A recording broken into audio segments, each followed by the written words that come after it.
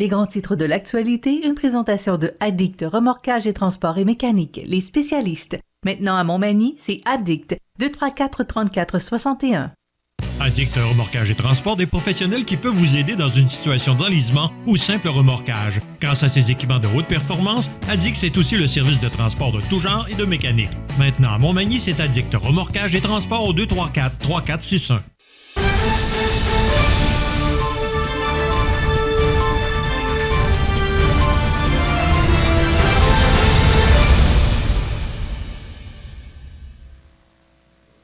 Les grands titres de l'actualité de ce mercredi 13 juillet. José Soucy, bon matin.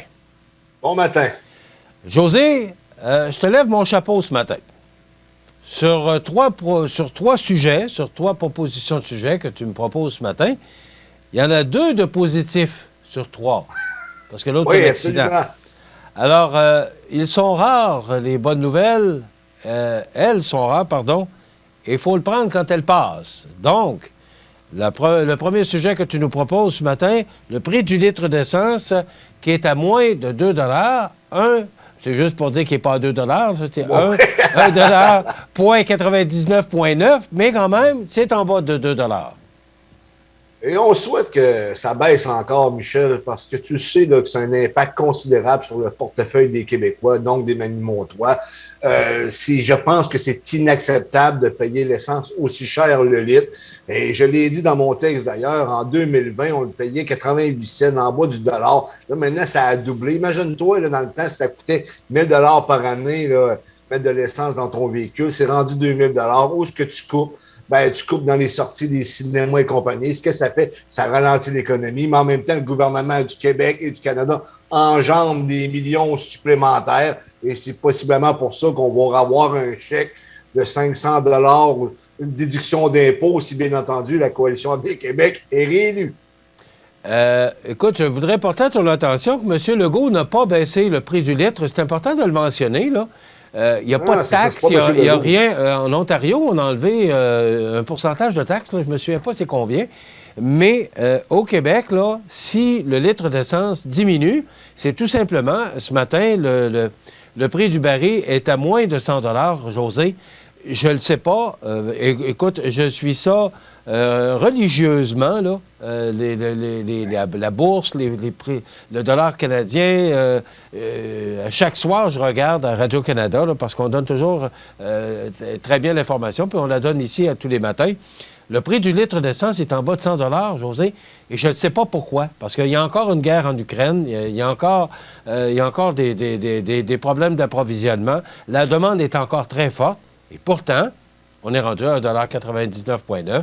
Alors, je comprends pas, mais on va le prendre, puis dépêchez-vous d'aller faire le plein, parce que je voudrais pas ajouter du négatif sur une belle nouvelle, mais ça ne restera pas longtemps de même.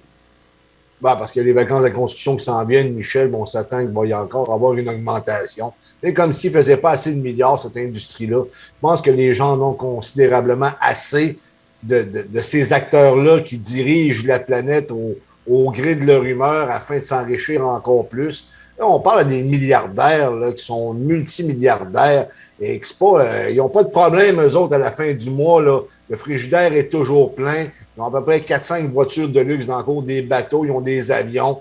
Nous autres ici, ben, on paie de la misère parce qu'on n'a pas les salaires que ces gens-là ont. Je pense qu'à un moment donné, il va falloir qu'il y ait une enquête sérieuse parce que j'ai l'impression que nos gouvernements, que ce soit le fédéral ou le provincial, ne nous défendent pas dans ces cas-là. Remarque, peut-être au provincial, dans certaines provinces canadiennes, là, on a au moins annulé temporairement la taxe sur l'essence, alors qu'ici au Québec, là, on jongle un peu avec l'idée, mais on ne veut pas y aller. On préfère donner des chèques là, parce que c'est plus payant pour la prochaine élection. Tu sais qu'on avait une compagnie pétrolière là, qui nous appartenait, Petro-Canada. Et je me souviens, quand j'étais beaucoup plus jeune, on disait « Petro-Canada, ça nous appartient ». Mais on s'était parti de cette entreprise-là. Et pourtant, si elle appartenait encore au gouvernement fédéral aujourd'hui, ben, on pourrait peut-être compétitionner davantage les grosses pétrolières.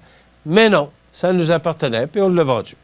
Ben Michel, c'est parce que ça forcerait une baisse du prix. On le voit qu'il y a collusion dans ce milieu-là. Ça ne prend pas tête à Papineau pour réaliser ça.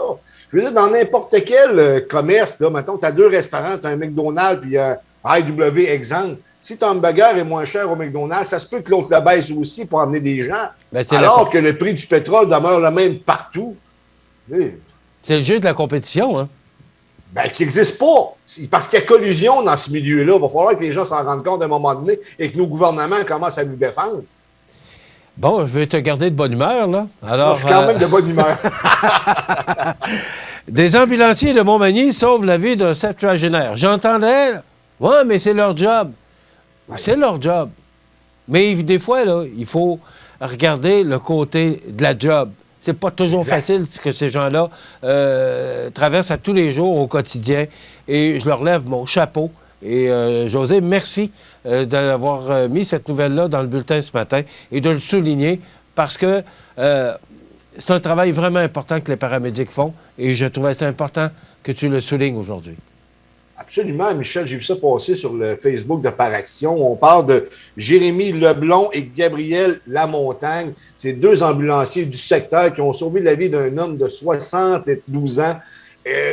Oui, c'est vrai, c'est leur travail quotidien de faire ça. C'est-à-dire qu'ils ne sont pas des là tous les jours, là, mais sûrement que toutes les semaines où ils réussissent à sauver des vies. On n'en parle pas assez. Et qui plus est, Michel, c'est important de le souligner ce matin, les ambulanciers, ce domaine d'emploi-là, il y a une pénurie de main-d'œuvre comme ailleurs. On peine à trouver des ambulanciers. Ça fait que lorsqu'on le souligne dans les médias, là, c'est un média local, mais quand même, ben ça donne peut-être le goût aux gens de finalement, ben, je vais faire le métier que ça me tente, être ambulancier. Oui, il y a du challenge, c'est pas toujours facile, mais en même temps, c'est valorisant. Et ces 2 individus-là, ces 2 ambulanciers-là, ont changé la vie d'un homme et d'une famille, des amis de l'homme en question.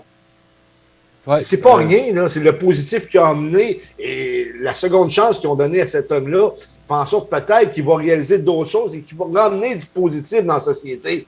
Tu sais, le positif engendre le positif alors que le négatif engendre le négatif. C'est ce que je voulais souligner ce matin. Je pense que c'est important de parler des bonnes nouvelles avec tout ce qui se passe sur la planète, la guerre en Ukraine, la COVID, chaud et compagnie. Peux-tu nous nommer les ambulanciers une autre fois, s'il vous plaît, qu'on se souvienne de leur nom? Jérémy Leblond et Gabriel Lamontagne. Bravo. Oui, absolument. OK. 3e point, un camion remorque se renverse à Lac-Frontière et force la fermeture de la route 204. Oui, c'est arrivé hier vers 11h55, Michel, sur la 204, dans le secteur de Daquam, Sainte-Lucie-de-Beauregard, Saint-Just-de-Bretonnière, là, c'est dans ce secteur-là. C'est un bête accident. Le conducteur a fait une embardée, est tombé dans le fossé, a renversé son camion dans le fossé et tu comprends que la marchandise s'est retrouvée sur la route. Le temps qu'on réussisse à libérer la route en question, ça a pris 5 heures, donc vers 16h55 environ, la route a été ouverte. Et tant mieux, mais tu comprends que ça a amené certaines problématiques pour les gens qui circulaient dans ce milieu-là. Mais en même temps, ce qui est important, c'est que la personne n'a subi que de légères blessures. On parle davantage d'un choc là, nerveux, puis c'est normal avec un gros camion d'assaut lorsque ces choses-là arrivent. C'est pas toujours facile. Donc, malgré tout, il n'y a personne qui est blessé. On a réussi à bien s'en sortir, malgré le temps que les gens ont dû attendre pour circuler dans ce secteur-là. José, tout à l'heure, notre invité, Julie Aubé, nous parlait de l'importance des agriculteurs là, qui nous nourrissent à tous les jours. Oui, mais ces gens-là, là, les transporteurs, entre autres, c'est un monsieur qui transportait du bois, là, ben, on sait qu'on a besoin de bois pour nos maisons, pour peu importe quel besoin on a. Tous ces transporteurs-là, tous ces gens-là qui sont sur la route, qui risquent leur vie à chaque jour, ben, c'est important, il faut le mentionner. Il faut mentionner le travail que ces gens-là font. Et José, on ne réalise pas des fois l'importance de tous ces gens-là qui travaillent pour subvenir à nos besoins. On oublie souvent, par exemple, les agriculteurs. Moi, je me souviens jeune, là, on avait des agriculteurs, puis ils arrivaient à l'école, des fois, ils sentaient la ferme. Non, on regardait ça de haut, mais sans ces gens-là, on n'est pas capable de se nourrir, Michel. Oui. Merci, José. Bonne journée. Demain, chronique culinaire du magasin Coop IGA Extra. Passez une bonne journée. À demain.